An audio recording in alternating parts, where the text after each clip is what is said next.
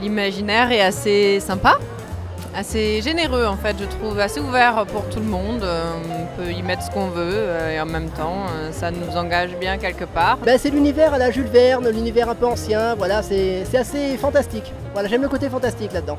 Déjà c'est le style et la couleur qui est assez sobre en fait, c'est pas comme certains cosplays qui sont un peu trop extravagants. C'est un univers assez vaste, assez complexe, c'est vraiment très très esthétique.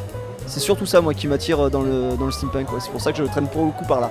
C'est un peu l'ambiance en fait, l'ambiance que ça apporte, le fait qu'on utilise aussi plein d'éléments différents. Tout l'univers décalé par rapport au début de l'industrialisation, comment ça a plongé un petit peu dans le fantastique et que ça remet en question l'univers logique qui se met en place à cette période-là. C'est le côté un peu self-made dans le sens où on a beaucoup de gens qui ont juste leur imagination et qui créent eux-mêmes leur propre personnage, leur propre univers. Je trouve qu'il y a une grosse part un peu de recyclage, il y a un côté un peu utiliser des choses anciennes pour en refaire des nouvelles. Moi la première chose qui m'a attiré, qui m'a mis l'œil dessus, c'était surtout dans les jeux vidéo, notamment dans les Assassin's Creed Syndicate, où on voyait un peu tout le monsieur qui avait un grand chapeau et plein de gadgets qui sortaient de ses manches, etc. J'ai trouvé ça super. Le fait que ça soit à la limite entre la révolution industrielle aussi sur l'image que ça donne, avec à la fois le côté médiéval,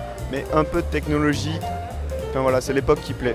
Et ce côté vraiment réalisé soi-même. Tous les univers en fait qu'on peut se faire autour, parce qu'il n'y a pas de limite en fait, c'est ça qui est génial.